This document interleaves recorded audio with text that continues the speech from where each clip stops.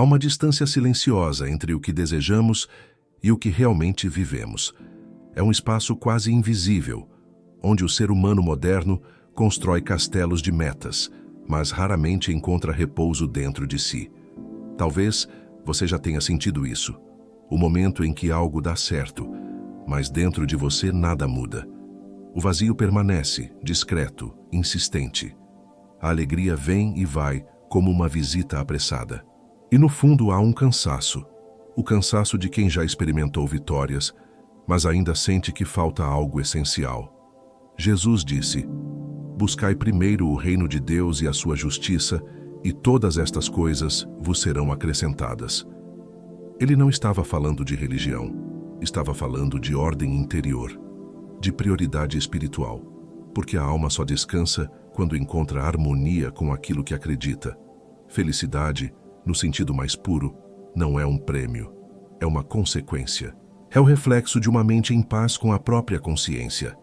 Epicteto, o filósofo que viveu como escravo e mesmo assim se tornou um dos homens mais livres da história, dizia que a infelicidade nasce do desejo de controlar o que não depende de nós. E talvez essa seja a raiz de quase toda a dor moderna. O desejo de comandar o incontrolável. Controlar o tempo, as pessoas, as reações, os destinos. Quando tudo o que podemos, de fato, conduzir é o nosso estado interior. O ser humano de hoje busca ser feliz administrando variáveis externas: dinheiro, reconhecimento, validação. Trabalha, conquista, perde, recomeça. E mesmo assim, sente que algo escapa. Porque felicidade não se sustenta quando depende do que muda. Ela nasce quando existe coerência entre o que se sente e o que se vive. Quando há verdade entre o coração e a ação. Pense na felicidade como um pôr do sol. Você não corre atrás dela. Você para percebê-la. Se tentar capturá-la, ela se apaga. Mas se permanecer presente, silencioso, ela te envolve. É por isso que às vezes, quanto mais tentamos ser felizes, mais nos afastamos da própria experiência de estar vivos. A dor de estar quase feliz é uma das dores mais comuns e mais difíceis de admitir, porque ela não vem acompanhada de tragédia, mas de uma espécie de vazio elegante. Tudo parece bem, mas nada é suficiente. E esse quase é o que esgota a alma. Ele rouba a capacidade de sentir gratidão pelo simples, de ver beleza no comum, de descansar sem culpa. Este vídeo é um convite para você compreender que a felicidade não é um destino. É um estado de alinhamento interno. Não é o fim da jornada, é o modo como se caminha. E o que realmente te aproxima dela não está fora, mas dentro, no espaço entre o querer e o permitir, entre o fazer e o ser, entre o buscar e o aceitar. Enquanto você ouve estas palavras, talvez perceba que a felicidade nunca esteve tão distante quanto parecia. Ela sempre esteve aí, esperando que o ruído da pressa se calasse, porque a verdadeira alegria começa quando a mente se aquieta e o coração volta a ouvir. Respire um pouco. Não para esquecer o que sente, mas para lembrar quem sente. Porque é nesse instante de presença que o reino de Deus, essa ordem invisível dentro de você, começa a se manifestar. E quando essa ordem se estabelece, todas as outras coisas, como disse o Mestre, naturalmente se acrescentam. Aproxime-se do silêncio, aproxime-se da lucidez, aproxime-se de si. Porque é nesse encontro que a felicidade começa a deixar de ser uma promessa e se torna uma realidade. Há um engano profundo escondido no coração humano, o de chamar de paz aquilo que é apenas pausa, o de confundir o silêncio da dor com a presença da serenidade. Muitas pessoas acreditam estar se aproximando da felicidade quando na verdade estão apenas fugindo de algo. Elas não estão em paz, estão anestesiadas. E esse é um dos erros mais sutis, porque o alívio, por um instante, se disfarça de descanso. Vivemos em uma época em que o cérebro se tornou refém da dopamina. Buscamos estímulo como quem busca ar. Cada curtida, cada nova meta, cada distração oferece um pequeno sopro de prazer, um micro descanso, mas nunca repouso verdadeiro. É o ciclo do quase. O prazer chega, a excitação sobe e logo vem a queda. Então buscamos de novo e de novo e de novo. É um vício disfarçado de busca legítima. E enquanto isso, a alma se esgota tentando manter o corpo entretido. A Bíblia já alertava para esse equívoco com uma clareza impressionante. Há caminho que parece direito ao homem, mas o seu fim são os caminhos da morte. Há formas de viver que parecem corretas, hábitos que parecem saudáveis, rotinas que parecem sábias, mas que secretamente nos afastam do essencial. O mundo moderno confunde intensidade com vitalidade, confunde movimento com propósito, confunde prazer com alegria. O alívio é uma trégua, a paz é uma presença. O alívio depende do que cessa. A paz nasce do que permanece. O alívio chega quando a dor faz silêncio. A paz chega quando a alma se reconcilia com ela. O alívio é químico, breve, físico. A paz é espiritual, estável e silenciosa. E é justamente por isso que tanta gente vive cansada mesmo depois de longos períodos de descanso. Porque não há repouso verdadeiro quando o coração continua inquieto. A felicidade que nasce do prazer é como o fogo de um fósforo.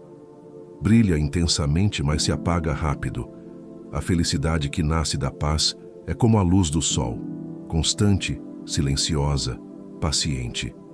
O prazer alivia o corpo, mas a paz restaura o espírito. E talvez o primeiro passo para se aproximar da felicidade verdadeira seja perceber quando o que se sente é apenas alívio disfarçado de cura. Quantas vezes você já respirou fundo e pensou, agora sim, apenas para perceber pouco depois que o vazio retornava? Quantas vezes acreditou que bastava mudar de cidade, de pessoa, de trabalho, para finalmente sentir-se inteiro? E mesmo depois de mudar tudo, ainda assim sentia o mesmo incômodo, o mesmo eco? Esse é o sinal de que o que se buscava não era a felicidade, mas o intervalo entre duas dores. O contentamento profundo não nasce da ausência de sofrimento, mas da maturidade de lidar com ele. É o entendimento de que a dor tem um ciclo, uma mensagem, um propósito. E quando se aceita isso, o alívio deixa de ser uma fuga e se torna uma pausa consciente, um descanso legítimo entre duas fases de crescimento. Epicteto dizia que não é o que acontece que perturba o homem, mas o modo como ele interpreta o que acontece. A infelicidade não está nos fatos, mas na forma como resistimos a eles. Quando o alívio se torna o único objetivo, a mente vive aprisionada entre o medo e o prazer. Mas quando o olhar se volta para dentro, o que antes era sofrimento se transforma em aprendizado. Diferenciar prazer momentâneo de contentamento verdadeiro é o primeiro degrau da consciência emocional. E quem sobe esse degrau começa a perceber que a felicidade não está nas pausas da dor, mas na serenidade que nasce mesmo no meio dela.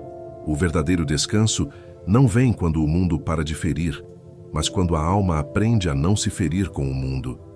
Talvez a felicidade seja isso, não o fim da dor, mas a lucidez de enxergá-la sem se perder. Não o fim da luta, mas a sabedoria de lutar sem raiva. Não o fim da busca, mas o despertar de quem percebe que já estava em casa. Quando essa compreensão chega, o alívio deixa de ser o objetivo e a paz se torna o estado natural do ser. A cultura moderna transformou a independência em um troféu e a solidão em um sinal de força. Ensinaram-nos que depender de alguém é fraqueza, que pedir ajuda é admitir derrota.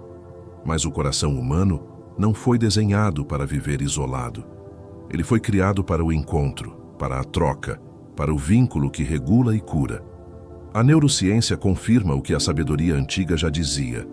O cérebro se acalma na presença de outro coração em paz. Somos seres relacionais por natureza, e negar isso é negar uma parte essencial da própria alma. Vivemos tempos em que a autossuficiência virou uma armadura. Muitos constroem muros ao redor da dor e chamam isso de autoconhecimento. Outros erguem barreiras contra o amor e dizem que estão se protegendo. Mas o que realmente fazem é impedir que o fluxo da vida os alcance. O orgulho disfarçado de independência é o que mais adoece o espírito, porque o ser humano precisa de espelhos, não para buscar aprovação, mas para se reconhecer. A Bíblia nos lembra: o ferro se afia com o ferro, e o homem no convívio com o seu próximo. As relações são instrumentos de lapidação. Elas não existem para preencher vazios, mas para revelar o que ainda precisa ser curado. É no atrito dos encontros que se descobre a verdade sobre si mesmo. É nas frustrações e nas diferenças que a alma aprende humildade. E é na presença de alguém que escuta com amor que o peso da existência se torna mais leve. A autossuficiência emocional, quando mal interpretada, nos afasta da verdadeira liberdade. Porque a verdadeira liberdade não é viver sem precisar de ninguém, mas viver sem medo de se abrir. Não é isolar-se do mundo, é relacionar-se sem se perder. O isolamento é o refúgio do ego ferido. A comunhão é o remédio da alma madura. E compreender isso é perceber que os laços humanos não são amarras, são pontes. A felicidade não se encontra na independência absoluta, mas na interdependência consciente. Somos como árvores em um mesmo campo, raízes diferentes, mas solo compartilhado. A sabedoria está em saber quando se apoiar e quando sustentar. E quem entende esse equilíbrio descobre que o amor não é uma ameaça à autonomia, é a sua extensão mais elevada. Porque ninguém alcança a paz sozinho. A paz é o eco de corações que aprendem a vibrar no mesmo ritmo. Há uma dor que não grita, mas consome por dentro a comparação constante. Ela começa de modo sutil, um olhar, um pensamento, uma lembrança de que alguém parece mais feliz, mais bem-sucedido, mais amado. E sem perceber, a mente entra em um ciclo invisível de autossabotagem. A comparação é uma das formas mais silenciosas de autonegação, porque ela não apenas nos afasta da alegria, mas também apaga a autenticidade que nos torna únicos. O cérebro humano, em sua natureza instintiva, mede valor por contraste. Ele observa o outro e cria uma referência.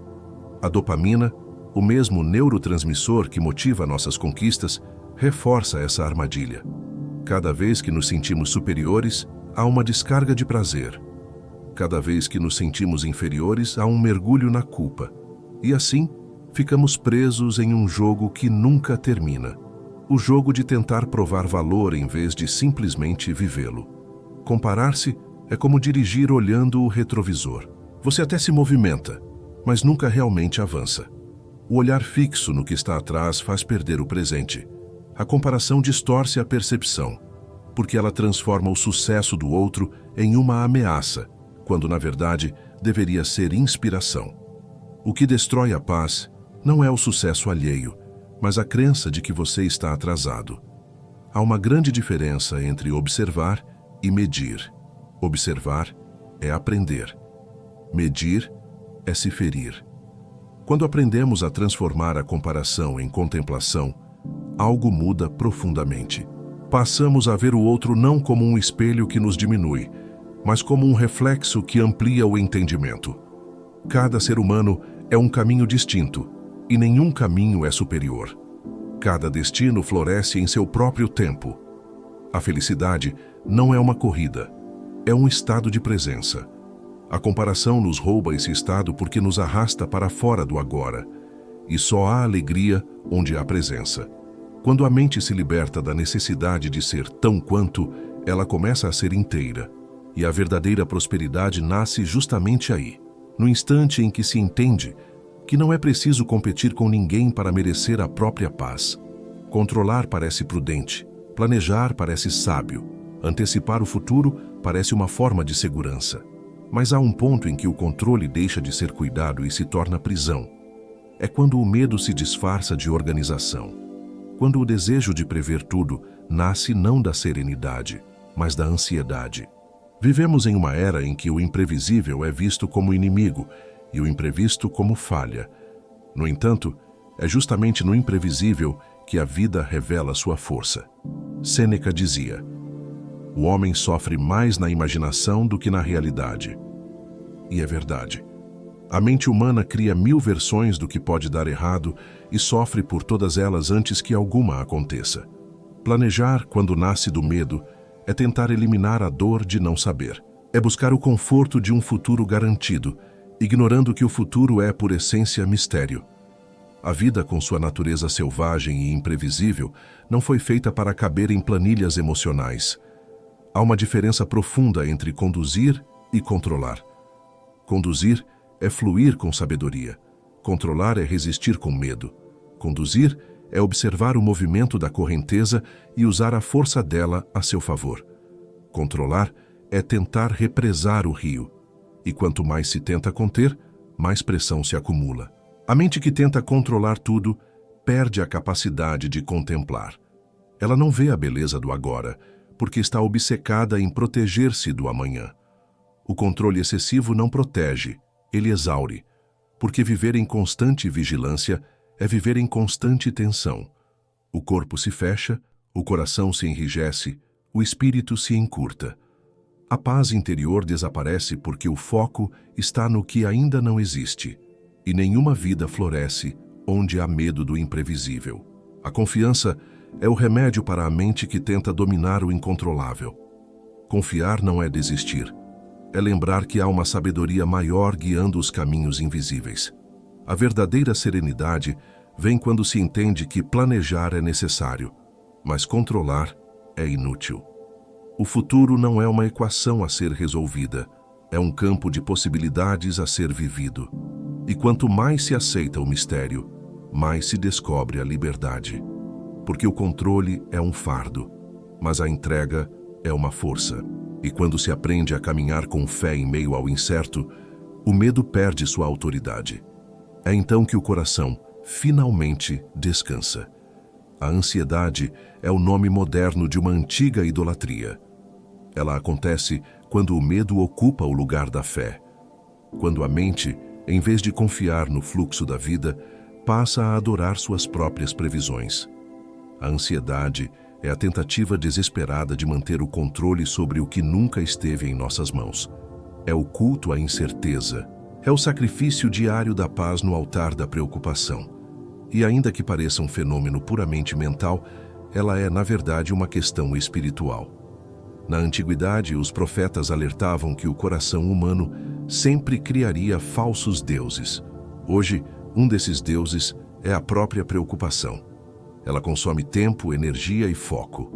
Alimenta-se da imaginação e se expande com a atenção. E quanto mais a alimentamos, mais forte se torna. O medo é um mestre exigente. Ele pede vigília constante. Pede provas, garantias, estratégias. Mas a fé verdadeira é simples. Ela não exige evidências, ela apenas descansa. A neurociência confirma o que as escrituras já sabiam. A ansiedade nasce de uma amígdala hiperativa, o centro do medo no cérebro. É como se tivéssemos um alarme disparando o tempo todo, mesmo quando não há perigo. E quanto mais reagimos a esse alarme, mais ele se fortalece. A mente ansiosa é como um pássaro preso, batendo as asas dentro da própria gaiola. A saída não está em lutar contra os pensamentos, mas em mudar o foco da devoção. A mente precisa de um altar. Se não adora a presença, adora a preocupação, e o que alimenta, cresce. Quando o medo governa, tudo se torna tenso, urgente, desproporcional. Quando a fé ocupa esse lugar, até o silêncio parece seguro. Treinar a mente para responder e não reagir é um exercício diário. Responder é observar antes de agir. É respirar antes de falar. É esperar antes de decidir. Cada pausa consciente é uma forma de oração. A ansiedade perde força quando o coração volta a confiar. Quando o foco deixa de ser o que pode dar errado e passa a ser o que pode florescer. A fé, nesse sentido, não é crença cega, é lucidez. É a lembrança de que há uma ordem mesmo no caos e que o invisível trabalha a nosso favor quando paramos de interferir. A mente ansiosa busca garantias. A mente serena vive em entrega. E é justamente essa entrega que transforma o medo em reverência e a preocupação em paz. Toda transformação verdadeira carrega um preço silencioso: o luto. Não apenas o luto por alguém que partiu, mas o luto pelas versões de nós mesmos que já não cabem mais.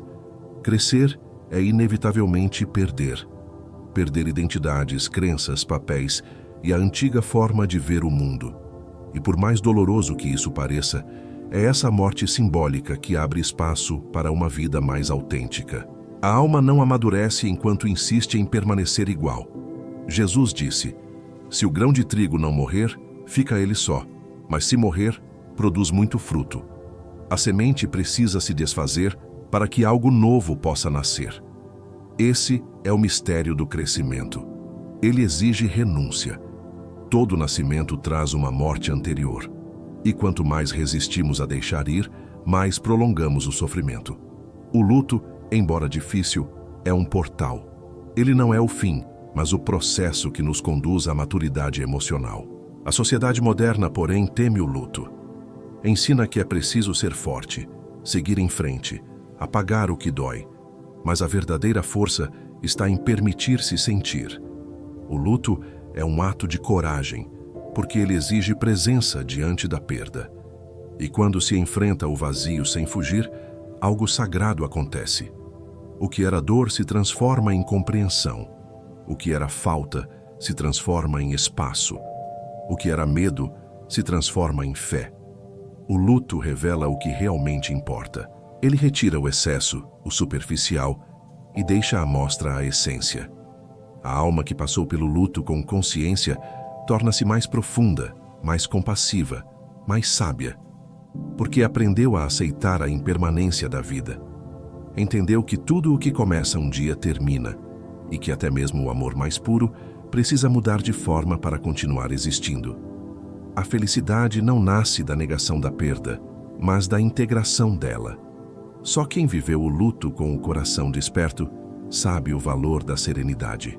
Porque depois de morrer o que era ilusório, o que permanece é real. A verdadeira alegria não é uma euforia, é a paz que chega quando se entende que nada é para sempre e ainda assim tudo vale a pena.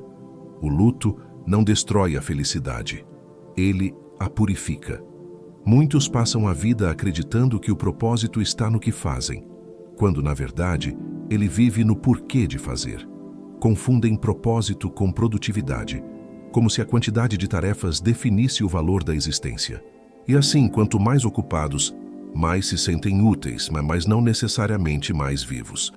A busca pelo propósito tornou-se um novo tipo de ansiedade, a de encontrar uma razão grandiosa para justificar o próprio cansaço.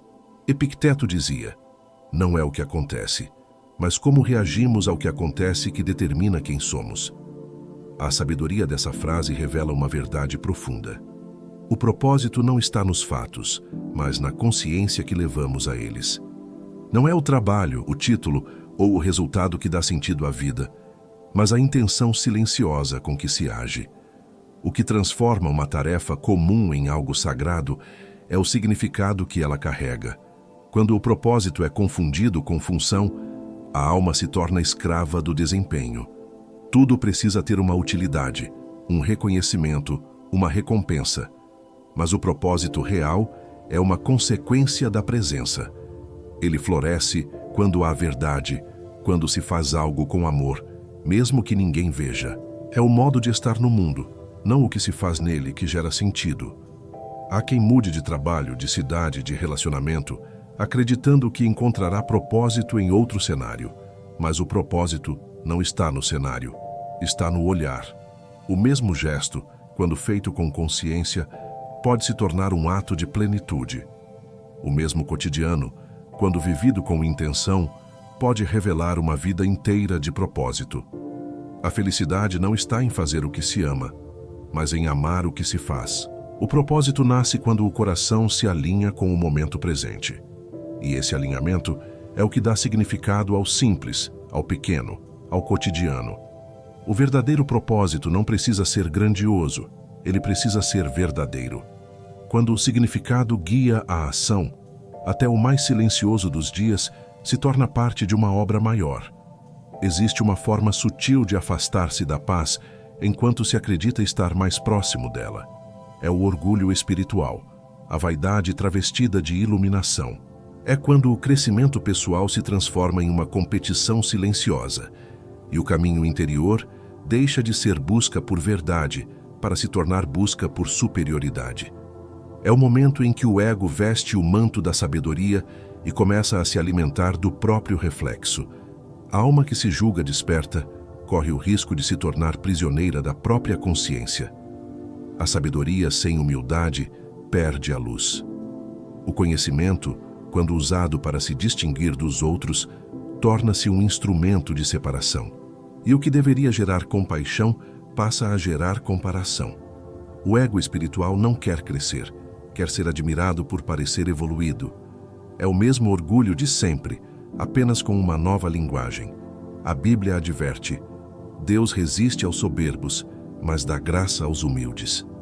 A humildade é o solo fértil onde a verdadeira sabedoria floresce, porque o sábio não se gaba do que sabe, ele reverencia o mistério.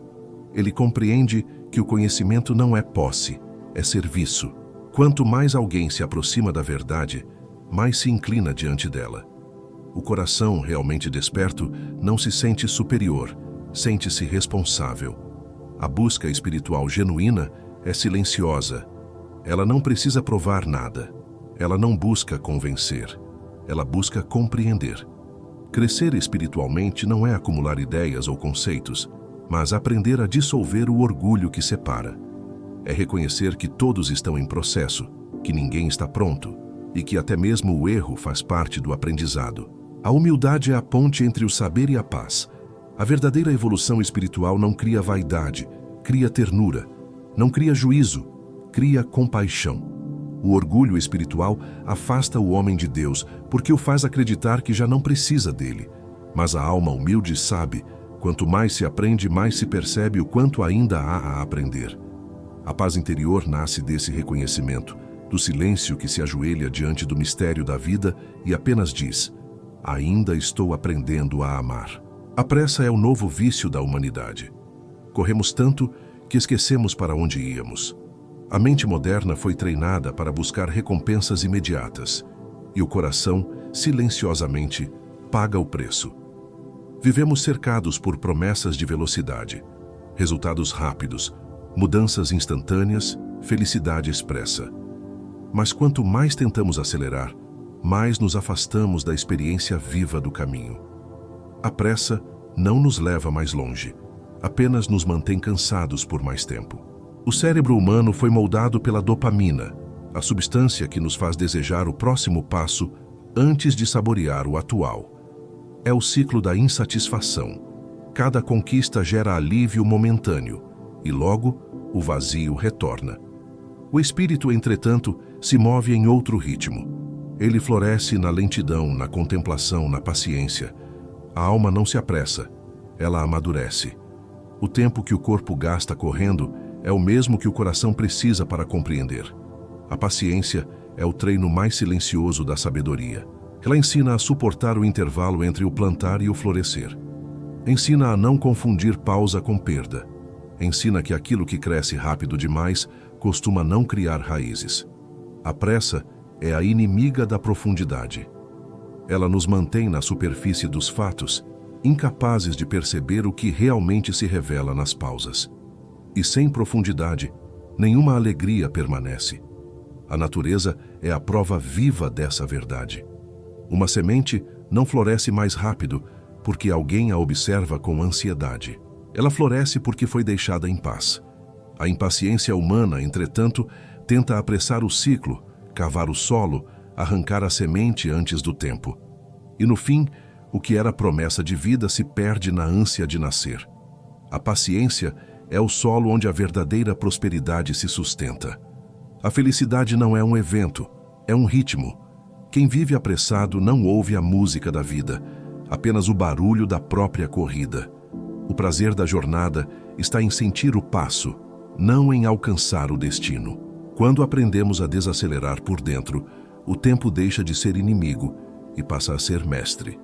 E nesse compasso mais calmo, a vida finalmente revela o que sempre tentou dizer. O agora é o único lugar onde a felicidade pode existir. Há algo de profundamente irônico na busca humana pela felicidade.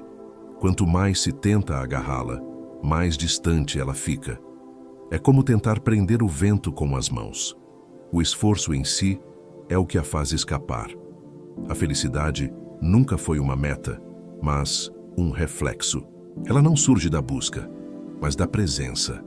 O homem moderno, porém, foi ensinado a perseguir o contentamento como quem persegue uma meta profissional, acreditando que será feliz quando tiver mais, quando for mais, quando chegar lá.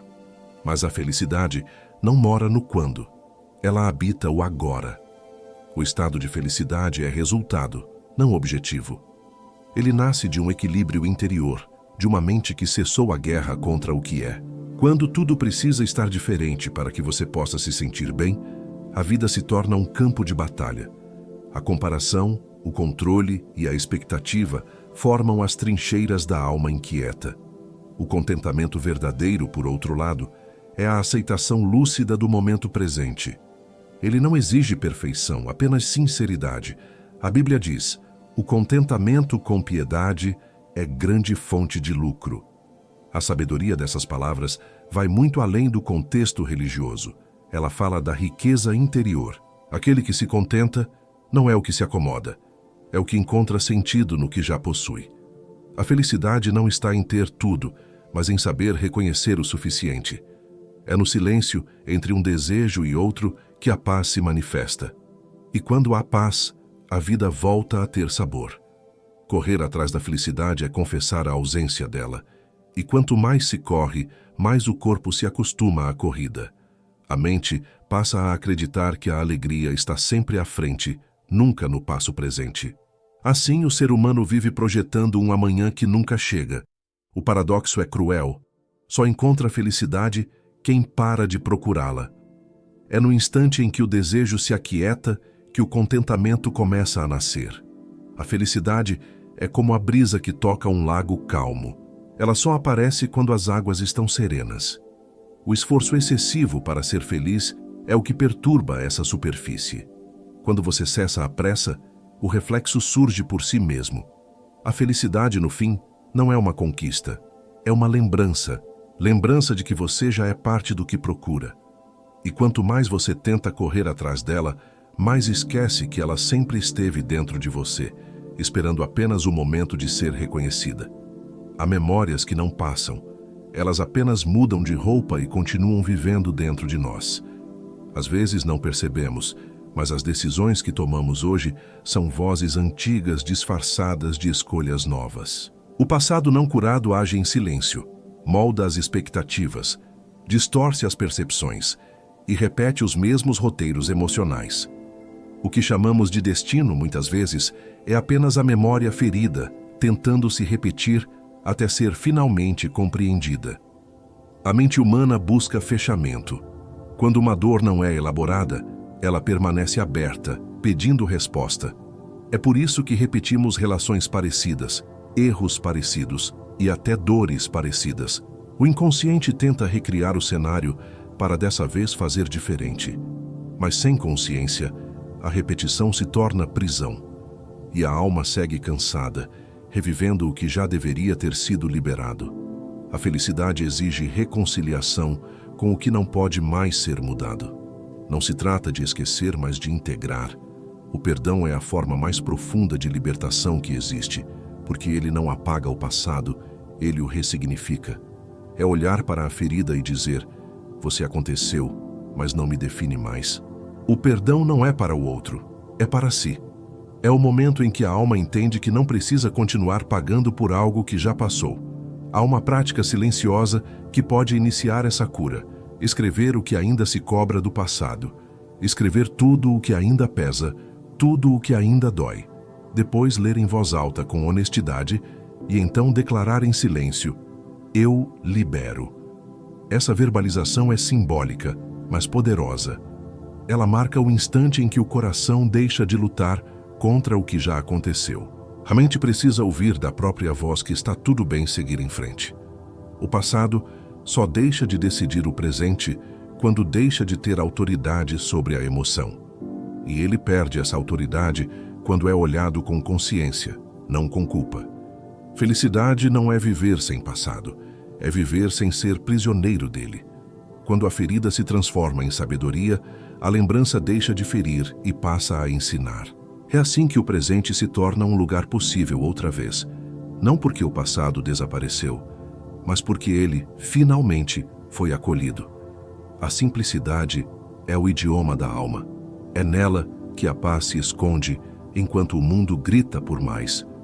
Em uma sociedade que mede valor por excesso, de conquistas, de posses, de reconhecimento, ser simples é quase um ato de resistência.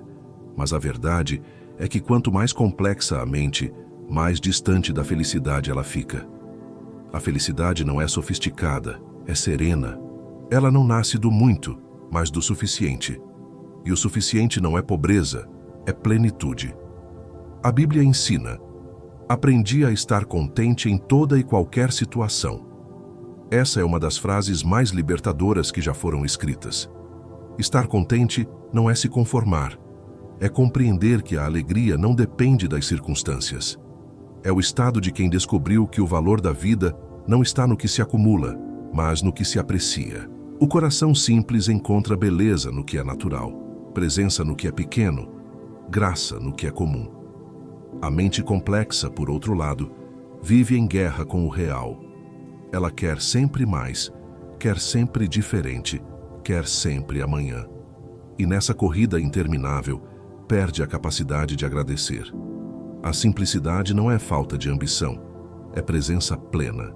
É a maturidade de quem percebe que não precisa de tudo para sentir-se inteiro. Que o essencial nunca esteve nas coisas, mas no modo de olhar para elas. A filosofia ensina que felicidade é a harmonia entre expectativa e realidade. Quando a expectativa se eleva demais, o sofrimento cresce com ela. Mas quando a realidade é aceita com reverência, o coração se expande. O simples é o antídoto do sofrimento porque devolve à alma o senso de proporção. Ele nos lembra de que a vida já oferece o que é preciso para viver bem. O que falta é silêncio para perceber. A felicidade verdadeira se revela no instante em que o olhar se torna simples. Quando o café volta a ter gosto, o vento volta a ser notado, o toque volta a ser sentido. Não é preciso mudar de vida para ser feliz, é preciso mudar o modo de vê-la. A simplicidade é o caminho de volta para casa, o retorno ao essencial. E quando se retorna ao essencial, tudo o que antes parecia pequeno se torna sagrado. Poucas coisas adoecem mais a alma do que viver em descompasso entre o que se crê e o que se faz. A dissonância interna é o ruído mais alto dentro de um coração sensível. É o peso invisível de quem fala de amor, mas age com medo.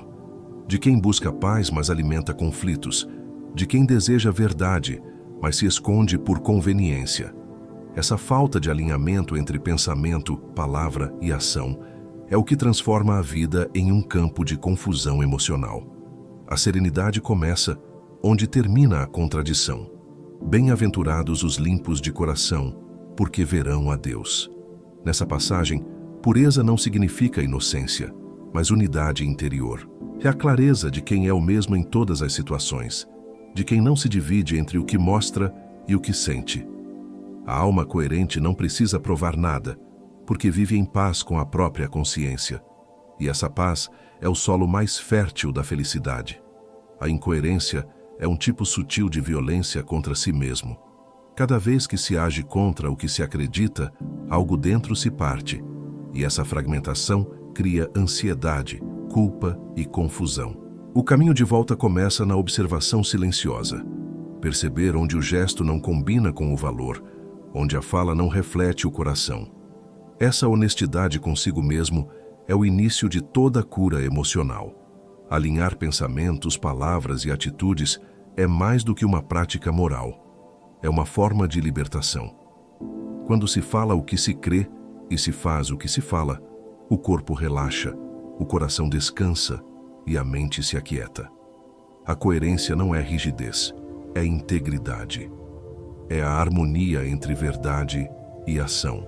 É o estado de quem aprendeu a não se trair em nome da aprovação. A serenidade nasce quando a alma se unifica.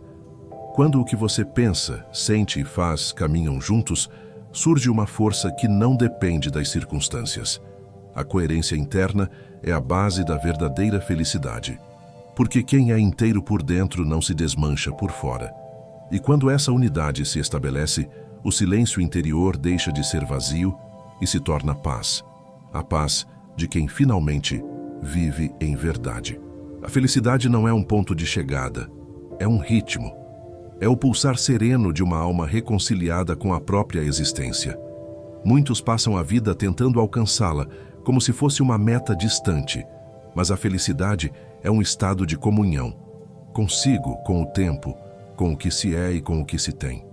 Ela floresce quando cessam as guerras internas, quando o passado é perdoado, quando o presente é aceito e o futuro deixa de ser uma ameaça. A Bíblia afirma: a alegria do Senhor é a nossa força. Essa é uma das revelações mais simples e mais profundas sobre o mistério da felicidade. A verdadeira alegria não nasce da posse, mas da presença. Ela não se baseia no que temos, mas no que sentimos quando nos sabemos sustentados por algo maior. É um tipo de contentamento que não precisa de motivos. Ela apenas existe, silenciosa, como a luz que brilha sem depender do olhar de ninguém. Epicteto escreveu: deseje que as coisas aconteçam como acontecem e terá paz. O contentamento é o encontro entre a aceitação e a sabedoria. É a maturidade de quem compreende que não é preciso mudar tudo para ser feliz, mas apenas mudar a forma de ver. Quando o olhar deixa de buscar perfeição e passa a reconhecer harmonia, a vida se torna suportável até nos dias cinzentos. Porque a serenidade não vem da ausência de dor, mas da presença de sentido. A felicidade é como o reflexo do céu em um lago. Ela só aparece quando as águas da mente estão calmas. Não é o céu que muda, é a superfície que precisa se aquietar. A pressa, a comparação e o medo turvam essas águas, impedindo que o reflexo se revele. Mas quando o silêncio interior se instala, a beleza que sempre existiu se mostra. A paz é o espelho limpo onde o divino se reflete. Aproximar-se da felicidade é, no fundo, lembrar-se de quem se é quando o medo se cala. É o retorno ao estado natural do ser. Presença, gratidão, comunhão. A felicidade não é um prêmio para quem chega ao fim, mas uma consequência para quem caminha desperto. Ela é a voz suave que sussurra dentro de cada um quando tudo se aquieta. Você já está onde sempre quis estar. E é nesse instante de reconhecimento que a alma, enfim, repousa.